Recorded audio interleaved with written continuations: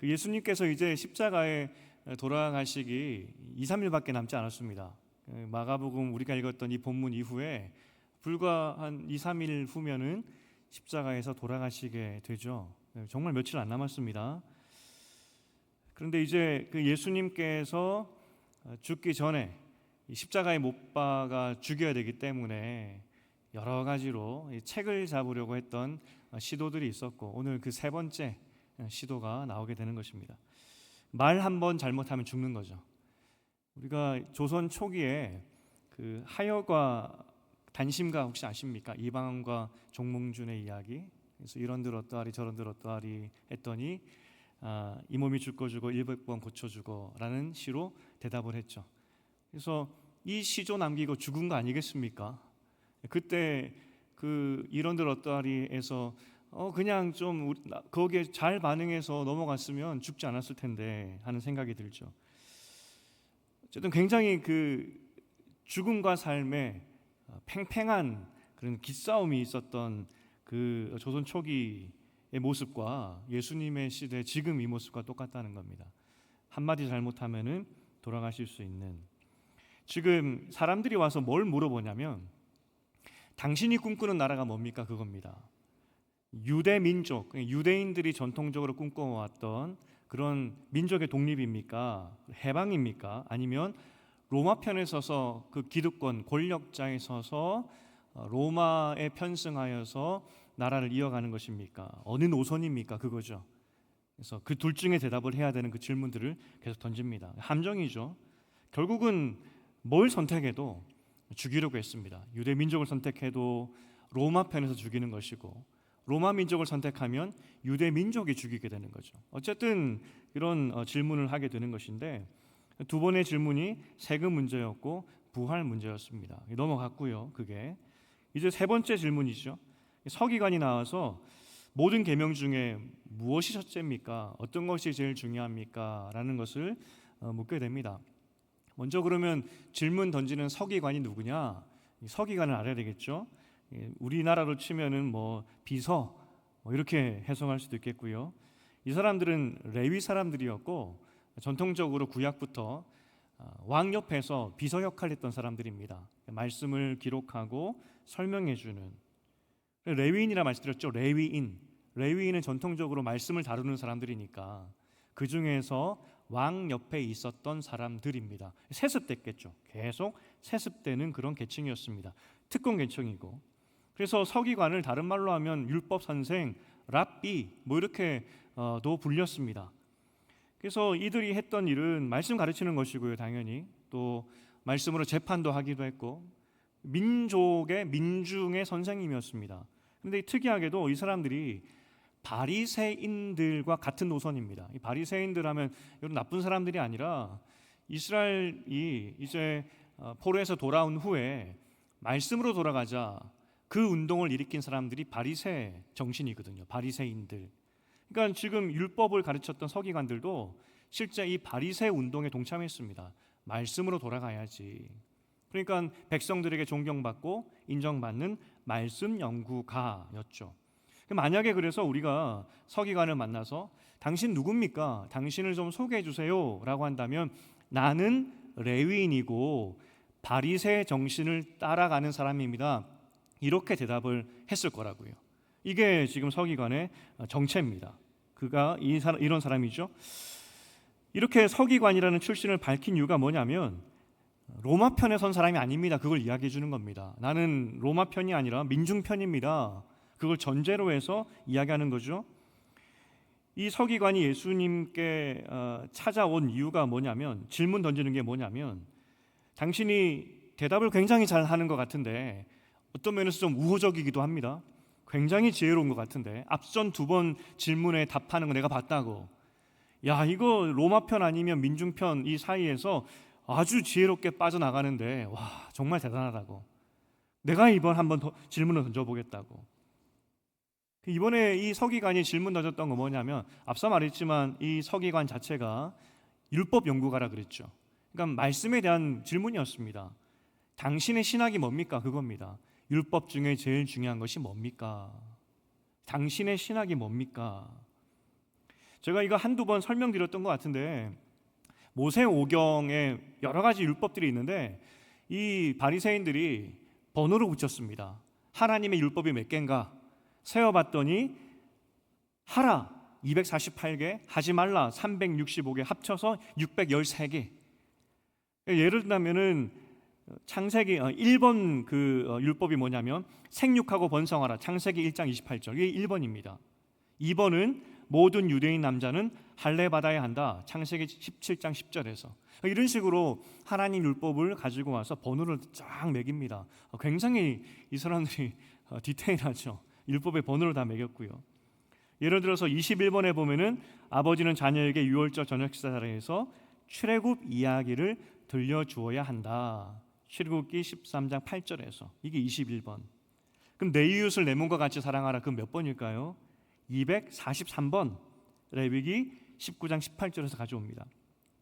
하나님을 사랑하라는 것은 신명기 6장 5절인데 418번입니다. 하나님을 사랑하라.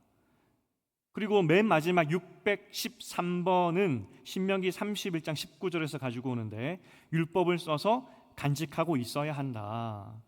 이렇게 이 사람들이 율법 연구하면서 말씀 연구하면서 번호를 쫙 매깁니다. 그러면 613개 중에서 그래도 뭔가 중요하게 보이는 게 있죠. 여러분들이라면 613개 중에 뭘 가장 중요하다고 꼽으시겠습니까? 서기관 지금 보기에는 예수가 참 대단한데 저 사람이 제일 중요하게 생각하는 율법이 뭘까? 쉽게 말해서 당신의 신학은 뭡니까? 라고 물은 겁니다. 당신은 이 율법 중에 도대체 어디에 중점을 두고 말씀을 연구합니까? 그걸 묻는 거죠. 제가 요한계시록을 가장 중요한 책이라고 생각하면서 공부했다 그랬죠. 그것처럼 당신 신학은 뭡니까? 도대체 어떻게 하길래 이렇게 대답을 잘합니까? 그리고 당신의 신학이 정말 건전한지 듣고 싶습니다. 그거죠. 우리가 그 무협 영화를 보면은, 제가 무협지는 좋아하지 않았지만 저도 어렸을 때 성룡 나오는 그 영화는 많이 봤었습니다. 그런데 영화를 보면 기억나는 게 꼭 중국 무협은 곤법을 하기 전에 내가 하는 곤법을 말을 해요. 그죠? 나는 어느 정파의 뭐로 야 나의 장풍을 받아라 하면서 무슨 장풍 하면서 꼭 이름을 붙입니다. 공격하는 방법, 권법을 꼭 밝히더라고요. 왜냐하면 그 자부심이죠. 내가 어느 문파에 속해 있고 내가 지금 하는 공격은 내 문파에서 배운 이러한 공격이다. 그걸 밝히죠. 그런데 주인공 성룡은 듣도 보도 못한 권법을 합니다. 왜냐하면 정파는 아니었거든요. 제일 유명했던 것이 취권, 술 마시고 하는 거. 그게 무슨 권법이겠습니까? 하지만 이겨요, 그걸로. 제가 좀 충격적인 받았던 그 권법 중에 하나는 장어를 보면서 장어의 움직임을 흉내내면서 뭐 그걸 또 따라하면서 권법이라고 장어권법 하면서 그런 거죠. 어쨌든 예수라는 사람이 등장했는데 레위인도 아니고 전통 바리새파도 아니고 도대체 어떤 정신으로 저렇게 말씀을 전하는 것이지? 당신의 출처는 뭡니까? 신학의 출처는 뭡니까? 라는 것을 물어본 거죠. 정체를 물어본 겁니다. 예수님의 답은 우리가 읽었듯이 하나님을 사랑하는 것에 대해서 말씀하셨습니다. 사실 이거는 새로운 게 아니죠. 이미 쉐마라는 법, 418번의 하나님 사랑이라는 그 법은 이스라엘 백성들이 매일 아침마다 하루 2번씩 암송했던 그 쉐마법에서 가지고 온 겁니다. 무슨 말이냐면 하나님 사랑이라는 그 418번은 모든 이스라엘 백성들이 중요하게 생각했고 하루에 2번씩 암송했다고요. 그러니까 예수님이 틀린 말은 한 건 아닙니다. 하나님 사랑해야지. 그리고 하나 더 이어 말씀하신 것이 243번 내 이웃을 내 몸과 같이 사랑하라 이렇게 말씀하셨습니다. 두 개가 뭔 연관이 있나 싶죠. 예수께서 바로 대답했나 싶을 겁니다. 그런데 예수님 시대 때 가장 존경받았던 랍비 중에 한 명인 힐렐이라는 사람이 있습니다. 힐렐에게 사람이 찾아와서 내가 한 발로 서 있는 동안에 율법 전체를 요약해서 가르쳐 주십시오라고 이야기합니다. 사람이 한 발로 서 있는 시간이 얼마 될까요? 짧으면 1분? 길어야 한 3, 4분 될까요? 그 짧은 시간에 속성으로 율법 전체를 요약해 주십시오. 이걸 부탁한 겁니다. 이런 걸 부탁한 사람도 성격이 참 급하죠. 이 요약집을 예수님 시대 때도 요구했다는 겁니다. 힐렐이 답을 합니다. 내가 싫어하는 일을 다른 사람에게 시키지 마라. 그 한마디로 다 요약을 해버렸다는 것이죠. 그러니까 힐렐이 그 무슨 말이냐면 내 이웃을 내 몸과 같이 사랑하라는 그 율법 전체를 요약하는 것으로 요약해 주었다는 겁니다. 한 발로 섰는 동안에 율법을 요약해 주세요라고 했더니 힐렐이 뭐라고 대답했냐면 내 이웃을 내 몸과 같이 사랑하라. 그리고 비유적으로 네가 싫어하는 일을 다른 사람에게 시키지 마. 이게 힐렐이라는 사람이 율법을 요약했던 한 문장이라니까요. 그렇기 때문에 내 이웃을 내 몸과 같이 사랑하라, 이것도 그 당시 유대 랍비 중에서는 굉장히 중요하게 가르쳤던 그런 내용 중에 하나였다는 것입니다. 실제 그 유대 문헌들, 예수님 시대에 있었던 유대 문헌들을 보면 주님과 이웃을 사랑하라 이런 기록들이 많이 나오고요. 주님을 내 목숨을 다해, 그리고 서로를 참으로 사랑하라, 이렇게 요약된 문장들이 많이 발견됩니다. 그렇기 때문에 예수님께서 이 두 가지를 말씀하시면서 율법의 전체 중에 제일 중요한 것이야 라고 말한 것이 이상한 답이 아니라는 겁니다. 그래서 확인한 것이죠. 예수라는 사람이 전혀 이상한 말을 하는 사람은 아니구나, 이단은 아니구나, 이것을 확인할 수 있었다는 겁니다. 그 다음 대화가 좀 특이한데 32절에 보니까 서기관이 예수의 이 답에 아주 기뻐하며 이야기합니다. 선생이 옳소이다 이야기하죠. 옳소이다. 그리고 한 번 더 예수의 말씀을 반복을 하게 되는데 33절입니다. 우리 33절 본문인데 읽어보겠습니다. 시작. 마음을 다하고 지혜를 다하고 힘을 다하여 하나님을 사랑하는 것과 또 이웃을 자기 자신과 같이 사랑하는 것이 전체로 드리는 모든 번제물보다 기타 제물보다 나으니이다. 그리고 예수님의 반응이 34절인데 한번 읽어보겠습니다. 34절도 시작. 예수께서 그가 지혜있게 대답함을 보시고 이르시되 네가 하나님의 나라에서 멀지 않도다 하시니. 거기까지입니다. 네, 거기까지 34절까지입니다. 여기까지 우리가 먼저 생각해 봐야 될 것이 바리새인과 서기관들, 그 당시 예수님 시대의 바리새인과 서기관들이 참 대단하다는 것을 기억해야 됩니다. 여러분이라면 613가지 율법 중에 제일 중요한 거 꼽으라 그러면 이 두 가지를 꼽을 수 있겠습니까? 예수께서 지금 엄청난 칭찬한 겁니다. 네가 하나님 나라에 가까웠구나. 다른 말로 하면 한 발자국만 더 가면 하나님 나라 들어가겠는데? 그걸 말한 겁니다. 야, 어떻게 내가 율법만 던져줬는데 그 어떤 사람도 율법을 통해서 하나님 나라에 들어갈 수 없다는 것이 율법의 결론인데, 야, 정말 너는 한 발자국만 가면은 천국 들어가겠구나, 그걸 칭찬하고 있는 거거든요. 이 사람들이 얼마나 율법을 묵상하고 율법 가운데 하나님 마음이 어디 있는지를 연구했는지 우리는 그들의 열심에 대해서 좀 보아야 된다는 것이죠. 그러니까 제사보다 하나님은 사람의 마음을 원한다, 이걸 알았다니까요. 하나님은 우리의 애씀, 그 발버둥을 기뻐하시는 분이시지 그 제사를 어떤 형식적인 것을 원하시는 분이 아니다, 이것을 알았다는 것입니다. 그래서 예수께서 굉장히 칭찬하는 것이죠. 그런데 문제는 한 발자국이 모자란 겁니다. 다 오긴 했는데 정말 대단하긴 한데 한 발자국이 모자랍니다. 한 발자국이 모자라는 말은 절대 그 사람은 천국 못 갑니다. 절대 그는 구원을 받을 수가 없습니다. 한 발자국 모자라나 100발자국 모자라나 똑같습니다. 절대로 주의 나라에 들어갈 수가 없는 것이죠. 다 왔는데 못 간다는 겁니다. 하나님을 사랑하고 이웃을 사랑하는 것이 제일 큰 계명인 것을 알았고, 하나님은 제사가 아니라 마음을 원하시는 분이라는 것도 알았는데 이 서기관은 하나님 나라에 들어가지 못합니다. 그에게 필요했던 마지막 한 발자국이 뭘까?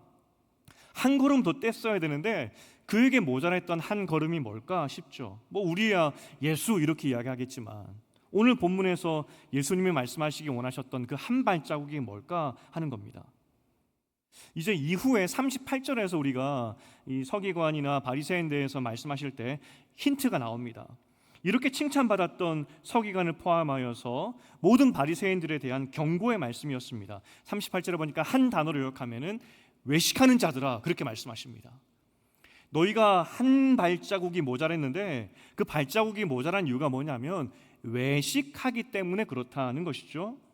그 외식만 없었다면 너희가 하나님 나라 들어갔을 텐데, 그 외식 때문에 들어가지 못했다는 겁니다. 외식은 원어적인 그리고 이 문학적인 의미에서 가면입니다. 가면. 외식한다는 것은 가면 썼다, 그겁니다. 그러니까 이 사람들이 하나님 나라에 들어가지 못했던 이유는 가면을 썼다는 거거든요. 가면. 이 가면만 벗었으면 하나님 나라 들어갔는데 가면을 벗지 못했기 때문에 하나님 나라 그 한 발자국이 모자라서 들어가지 못했다는 겁니다. 반대로 말하면 하나님 나라에 들어가기 위해서 필요한 것이 뭐냐면 가면 벗는 겁니다. 가면을 벗어야 하나님 나라에 들어갈 수 있다는 겁니다. 그럼 모자란 한 걸음이 뭐냐? 가면 벗기죠. 그러면 가면 벗는다는 것이 뭘까? 도대체 이 사람들이 가면을 썼다는 것인데 뭘 썼고 뭘 벗어야 되느냐는 거죠. 마가복음이 시작될 때 그것은 이미 나왔었습니다. 마가복음 1장 15절을 함께 읽어보겠습니다. 마가복음 시작. 이르시되 때가 찼고 하나님의 나라가 가까웠으니 회개하고 복음을 믿으라 하시더라. 마가복음이 시작되면서 하나님 나라가 가까웠다. 이제 들어가야 되겠죠. 들어가야 되는데 이 한 발자국을 떼서 그 나라에 들어가기 위해서 필요했던 것이 무엇이냐면 그 나라를 위한 회개를 준비하라. 회개 선포의 메시지로 마가복음이 시작되는 겁니다. 그러니까 하나님 나라에 들어가기 위한 가면을 벗는 그 마음이 뭐냐? 회개하는 마음. 나는 죄인입니다 하는 마음. 마가복음 5장 3절에서 이걸 다른 표현으로 굉장히 잘 설명하고 있는데 5장 3절을 함께 읽어보겠습니다. 마가복음 시작. 마태복음 시작. 심령이 가난한 자는 복이 있나니 천국이 그들의 것이며. 심령이 가난하다는 겁니다. 가면을 벗은 마음은 마음이 가난하다는 것이죠. 거룩한 척하는 그것이 아니라 마음이 겸손하고 때로는 나는 죄인입니다 라고 겸손하게 고백할 수 있는 그런 마음, 그런 사람이 천국에 간다는 겁니다. 결국 하나님 나라에 들어가기 위해서는 회개하는 마음이 있어야 되고, 회개하는 마음이라는 것은 나는 죄인이지만 나 같은 죄인을 사랑해 주신 하나님께 돌이키는 것. 바리새인과 서기관들은 하나님께서 제일 원하시는 것이 무엇인지 알았습니다.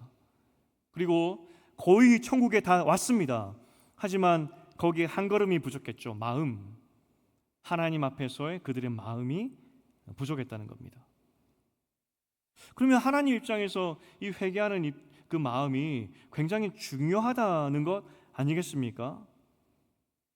회개하는 마음이 너무나 중요한데, 이 마음이라는 것은 불타오르는 감정을 의미하는 것이 아닙니다.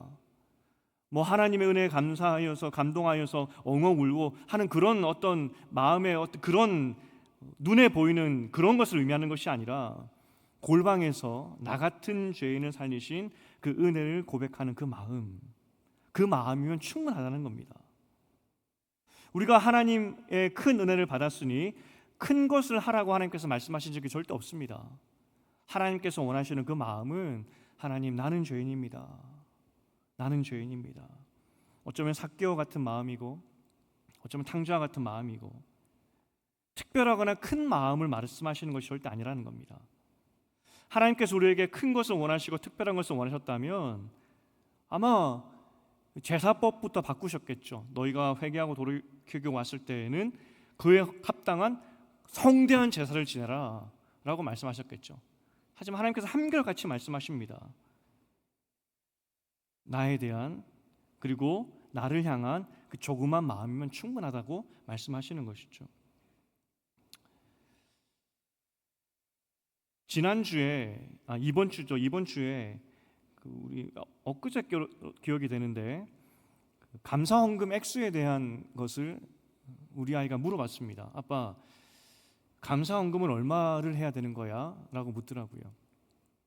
그래서 예를 드는 것이, 우리가 비싼 물건을 살 때 돈을 많이 주고 싼 걸 줄 때는 뭐 돈을 적게 주지 않습니까? 마찬가지로 하나님이 큰 것을 주면은 거기에 맞게 감사 헌금을 많이 내고, 조그만 걸 주면은 조그만 거니까 거기에 맞게 액수를 조금 주는 거냐, 그렇게 묻더라고요. 그래서 종교인의 입장에서는 유혹이 되더라고요. 종교인의 입장에서 무조건 크게 해야지. 근데 그건 정답이 아니지 않습니까? 코 묻은 돈을 빼앗을 수는 없고, 하나님은 마음을 중요하게 생각하는 분이야. 네가 감사한 마음만큼, 그 감사에 감동하는 만큼 헌금하면 되는 거야 라고 답을 주었죠. 하나님께서 우리에게 원하시는 그 마음은 다른 게 아닙니다. 나는 죄인입니다, 주님. 가면 다 벗고, 주님, 나는 그 어떤 방법으로도 구원받을 수 없는 죄인입니다. 그 고백 하나면 된다는 겁니다. 우리가 하나님을 사랑하면 사랑할수록 더 깊이 깨닫게 되는 것이 하나 있는데, 나는 죄인이라는 그 사실이겠죠. 나 같은 죄인을 살리셨습니다. 우리가 정말 그 사랑을 안다면 하나님 앞에서 가면을 쓸 수가 없는 겁니다. 거룩한 척, 나은 척 할 수가 없는 거죠. 그 은혜를 깊이 알면 알수록 나 같은 죄인을 살리신 은혜를 감사할 수밖에 없다는 겁니다. 그래서 우리는 하나님께서 우리에게 가장 원하시는 것이 심령이 가난한 참여하는 마음이고, 나는 죄인입니다 하는 그 마음이라는 것을 먼저 기억해야 됩니다. 서기관에게는 이 마음이 없었기 때문에 한 걸음이 부족했던 것이고요, 우리에게는 이 마음이 있기 때문에 그래서 회개하는 마음으로 주님을 붙잡게 되었고 천국에 들어갈 수 있었거든요. 그래서 회개의 마음, 주님을 향한 이 죄인된 고백의 마음이 중요하다는 겁니다. 근데 이때 드는 생각이 뭐냐면, 그런데 그럼 언제까지 죄인으로 살아야 되냐?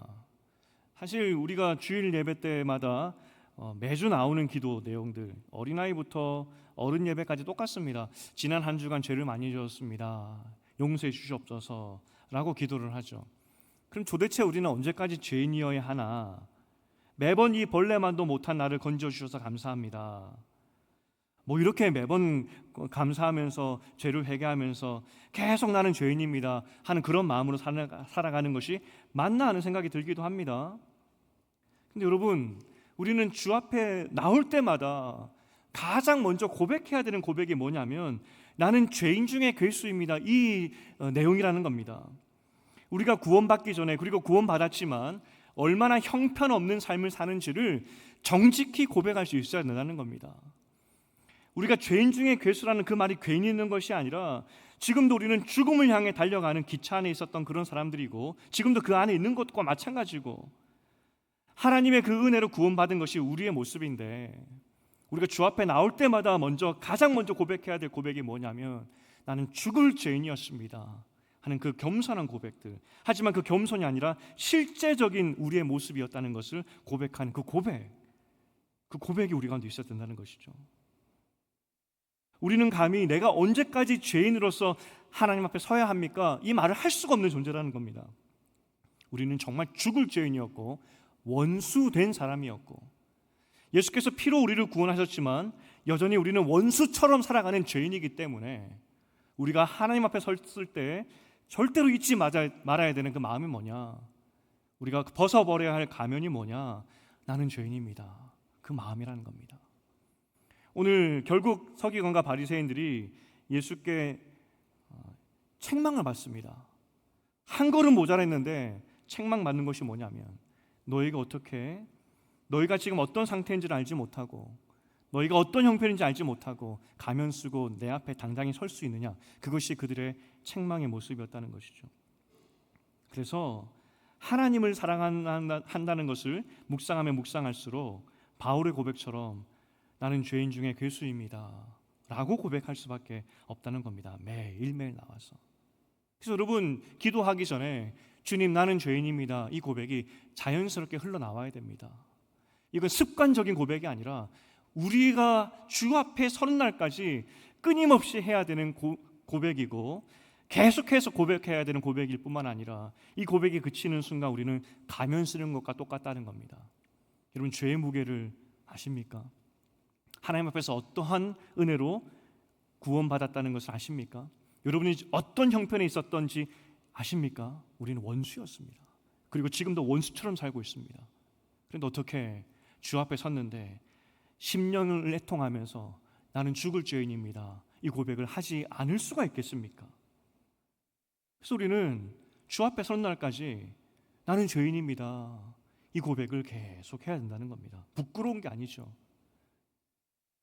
결혼을 앞둔 청년과 식사를 하다가 받았던 질문, 아주 인상적인 질문이었습니다.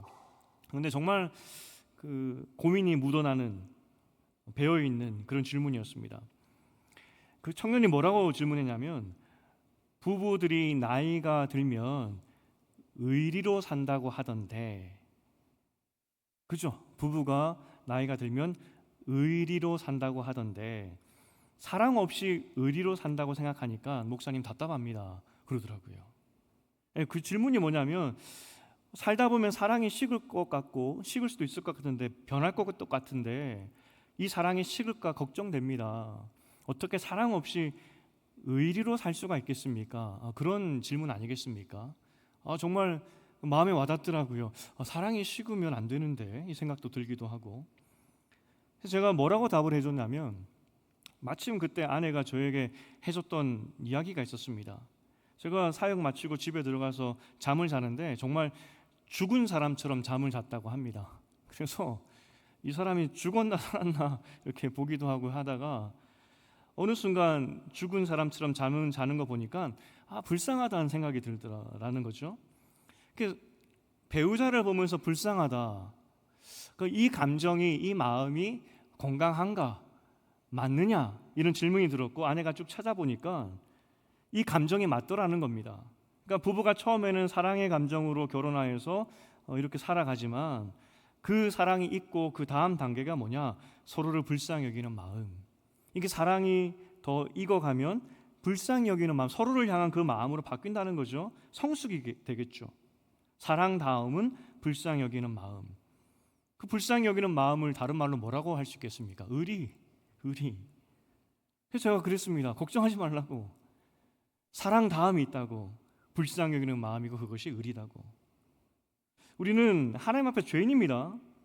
하나님이 나를 불쌍히 여기셔서 여기까지 온 거죠. 그럼 언제까지 나는 죄인입니까? 하는 그런 좌절감이 느낄 게 아니라는 겁니다. 나는 맨날 와서 죄인이고 맨날 와서 죄를 지었습니다. 나는 또 죄인입니다. 그걸 고백할 때 좌절감을 느끼는 건 내가 사랑이 식어버렸구나, 그렇게 생각할 것이 아니라는 겁니다. 살면 살수록, 시간이 지나면 지날수록 사랑이 의리로 바뀌듯이 우리가 주 앞에 나와서 죄를 고백하고 나는 죄인입니다 하는 고백들이 사랑이 식어서 하는 고백들이 아니라 마땅히 해야 되는 고백이라는 겁니다. 우리가 이 고백을 하면 할수록 그 다음 뭘 느끼게 되냐면, 이런 죄인도 하나님께서 놓지 않고 사랑하시는구나. 내가 구원받았고 그 사랑을 안다 고백하지만 그럼에도 불구하고 나는 뼛속부터 죄인이라서 올 때마다 죄인입니다 고백을 할 수밖에 없는데, 그럼에도 하나님이 나를 놓지 않으시는구나. 이런 사랑의 더 깊은 단계로, 하나님의 깊은 사랑을 또한 느끼는 단계로 성장한다는 것이죠. 그러니 죄를 고백하는 것은 죄가 아닙니다. 죄를 고백하는 것은 이건 이상한 신앙이 아닙니다. 오히려 가면을 벗는 것이고 정직한 고백이 되겠죠. 그럼에도 불구하고 우리는 하나님을 더 사랑하고 싶습니다. 그죠? 하나님을 더 사랑하고 싶습니다. 어떻게 해야지 하나님을 더 사랑할 수 있을까? 물론 죄인이긴 하지만 어떻게 하면 하나님을 더 사랑할 수 있을까? 히브리서 11장에 보면 믿음장이 나오고요, 믿음의 사람들의, 선배들의 삶의 이야기가 나옵니다. 히브리서 12장 1절이 인내로 우리 앞에 당한 경주를 하라, 열심히 뛰어가라는 거죠. 열심히 신앙생활 하라는 겁니다. 신앙생활 하다 보면 우리 믿음의 선배들도 하나님을 사랑하고 싶지만 피곤하고 낙심될 때도 있었던 것을 우리는 성경을 통해 다 봤습니다. 하나님을 사랑하는 것 같지만 감정이 식을 것 같은 냉랭함이 있을 때도 있죠. 성장을 해야 되는데 올 때마다 죄인입니다, 죄인입니다 하는 신앙의 선배들도 참 많이 보게 됩니다. 그게 히브리서 11장의 믿음의 선배들의 실제적인 모습이고 우리 모습도 똑같다는 겁니다. 그런데 그러한 사람들, 우리의 믿음 선배들이 하나님을 더 사랑하기 위해서 그들이 어떻게 했느냐, 어떻게 죄인임을 고백하면서 그 죄인임에도 불구하고 어떻게 하나님 앞에서 더 사랑하는 삶을 살았을까라는 그 답을 12장 3절에서 이렇게 표현하고 있습니다. 우리 히브리서 12장 3절을 읽어보겠습니다. 시작. 너희가 피곤하여 낙심하지 않기 위하여 죄인들이 이같이 자기에게 거역한 일을 참으신 일을 생각하라. 너희가 피곤하여 낙심치 않기 위해서 뭔 말입니까? 신앙생활 하다 보면 앞서 말했지만 내 사랑이 식었나? 왜 성장이 없지? 도무지 왜 앞이 보이지 않지? 이런저런 피곤하고 낙심하는 일들이 있다는 겁니다. 그때 생각해야 될 것이 무엇이냐면 여전히 나는 죄인인데, 여전히 나는 부족한데 죄인들이 이같이 자기에게 거역한 일을 참으신 예수를 기억하라. 신앙의 선배들을 보십시오. 얼마나 실수 많이 했습니까? 그런데 그들이 잘했던 것이 무엇인지 아십니까? 주님, 나는 죄인입니다. 가장 좋은 예가 다윗이겠죠. 하나님, 나는 죄인입니다. 그런데 하나님께서 그 마음을 너무나 기뻐하셨다는 겁니다. 왜냐하면 가면 안 썼기 때문에. 그리고 그렇게 가면 쓰지 않고 나오는 그들에게 하나님은 또 참으시고 그들 삶 가운데 개입하시고 이끌어 주셨다. 이게 신앙의 경주 아니겠습니까? 그래서 신앙의 경주를 잘 하기 원하느냐? 그렇다면 가면 벗고 나는 죄인입니다, 도와달라, 용서해달라, 이 기도를 할 수 있어야 된다는 거죠. 그렇기 때문에 심령이 가난한 자는 천국이 그들의 것이다 라고 말씀하신 것입니다. 탕자가 돌아왔을 때 아버지는 그에게 아무것도 요구하지 않았습니다. 돌아왔기 때문에 이제 밥값 해야지, 네가 날려먹은 재산이 얼만데 지금부터 하루 24시간 종처럼 일하라 라고 말씀하지 않았습니다. 탕자 아버지는 탕자의 돌이키는 그 마음이면 충분했습니다. 탕자가 와서 아버지, 나는 죄인입니다, 아버지, 나는 죽을 죄를 지었습니다, 그렇게 이야기할 때 아버지는 다 용서해 주셨습니다. 이게 아버지가 원하는 마음이고 아버지가 우리를 향한 사랑의 마음이라는 거죠. 그럼 여러분 어떻게 하셔야 되겠습니까? 죄를 지어도 실패해도 주 앞에 나와서 나는 죄인입니다, 이렇게 고백할 수 있어야 된다는 겁니다. 이 사랑을 알면 적용으로 자연스럽게 사람을 사랑할 수 있습니다. 하나님께서 사람을 사랑하라고 말씀하셨을 때 어떤 단계나 그 무엇, 눈에 보이는 그 무엇을 요구하지 않았습니다. 무슨 말이냐면 하나님을 사랑하기 때문에 제사 지내고 성장하고 이걸 단계적으로 요구하지 않으셨듯이 마음만 요구하셨듯이 사람 사랑도 똑같다는 겁니다. 우리가 어떻게 원수를 사랑할 수 있겠습니까?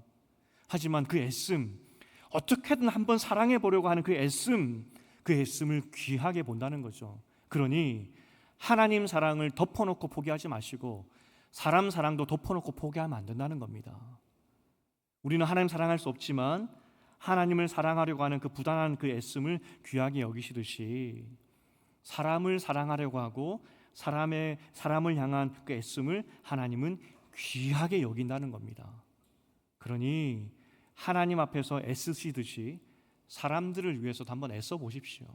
주님이 그 마음으로도 잘했다고, 네가 그렇게 했냐고 기뻐하시는 것이 하나님 아버지의 마음이라는 겁니다. 이제 말씀을 맺겠습니다. 부목사님들에게는 30분, 늦어도 35분에 마치라고 했는데 오늘 지금 몇 분 했는지 잘 모르겠습니다. 고승에게 한 사람이 찾아와서 내가 죄를 해결하고 싶다라고 이야기했습니다. 죄를 해결하고 싶다고.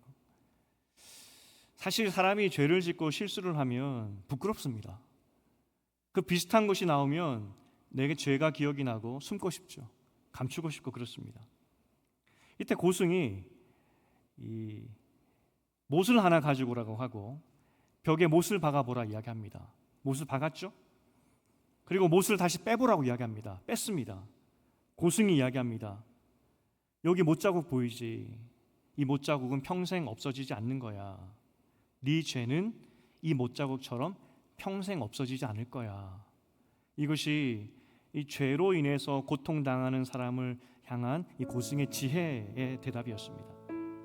정말 고승의 말씀처럼, 이야기처럼 세상 사람들은 자신의 죄의 짐을 영원히 벗지 못하고 그렇게 삽니다. 옹이 자국처럼 깊이 패여서 그대로 살죠. 부끄러우면 부끄러운 대로, 수치스러우면 수치스러운 대로, 그래서 감추려고 했습니다. 이것이 세상이 죄를 대처하는 방법이겠죠. 하나님의 자녀인 우리가 심령이 가난해져서 나는 죄인이라는 것을 기억하는 것은 무슨 의미일까요? 고승처럼, 그 고승의 말처럼 우리 안에 죄의 자국을 보면서 부끄러워해라, 이 말일까요? 평생 지워지지 않는 그 죄의 흔적을 보면서 뉘우치라고 그런 의미로 말씀하셨을까요? 부끄러워하라고 그렇게 말씀하셨을까요? 우리가 먼저 기억할 것은 우리는 훨씬 죄인이었습니다. 그냥 벽에 나무에 못이 박혔다가 뽑혀서 거기에 조그맣게 흔적이 있는 그 정도의 죄인이 아니라 훨씬 죄인이었습니다. 그래서 성경은 뭐라고 이야기하냐면 너희는 하나님의 원수였었다고 이야기를 합니다. 그게 우리 모습이었습니다. 하나님의 원수, 하나님의 원수. 그런데 하나님께서 우리를 나는 죄인입니다 이렇게 고백하는 우리를 그리스도 보혈로 용서해 주시고 주의 자녀로 삼아 주신 것이죠. 우리는 죽을 죄인이었지만 이 가면을 벗고 나의 죄를 용서해 주십시오라고 하는 우리에게 하나님은 구원의 은혜로 함께 하셨다는 겁니다. 이후에도 우리는 여러 가지 죄를 짓게 되죠. 부족함이 참 많습니다. 하나님을 사랑해야 되지만 그렇지 못할 때가 참 많습니다. 이때 우리에게 필요한 것은 다른 거 아닙니다. 원수 되었던 우리도 이미 구원해 주셨는데 이후에 여러 가지 이 땅을 살아가면서 짓는 여러 가지 죄들, 부족한 모습들, 하나님이 그것 때문에 우리 구원을 취소시키실까요? 그렇지 않죠. 하나님 말씀하십니다. 그럴 때 나에게 와서 여전히 나는 죄인입니다, 용서해 주시옵소서, 이 말 한마디, 이 마음을 나는 원한다라고 말씀하고 있는 것이죠. 그래서 우리는 모일 때마다 주님, 나는 여전히 주님을 사랑하지 못하는 죄인입니다. 그 사랑을 하지 못하여서 사람도 사랑하지 못하는 죄인입니다. 하지만 그럼에도 불구하고 한번 애써 보겠습니다. 주님 사랑하고 사람 사랑하는 삶을 한번 살아보겠습니다. 그 마음이면 되었다라고 말하는 것이죠. 우리가 이 땅에 살아가는 동안에 주님 다시 한번 애써 보겠습니다. 주님께서 마음을 원한다고 하셨으니 그 큰 사랑을 받은 사람으로서 하나님 앞에서 주를 사랑하기 위해서 또 사람을 사랑하기 위해서 한번 애써 보겠습니다. 주님 나를 도와주시옵소서.